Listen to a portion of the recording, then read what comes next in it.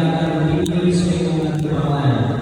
Kami kayo po kayo sila mapanalangin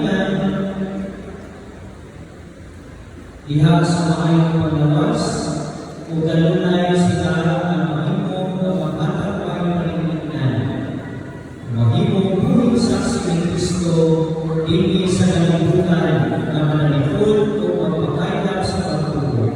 Ini ang pagpapayong pinalangin ng Kristo ang Panginoon.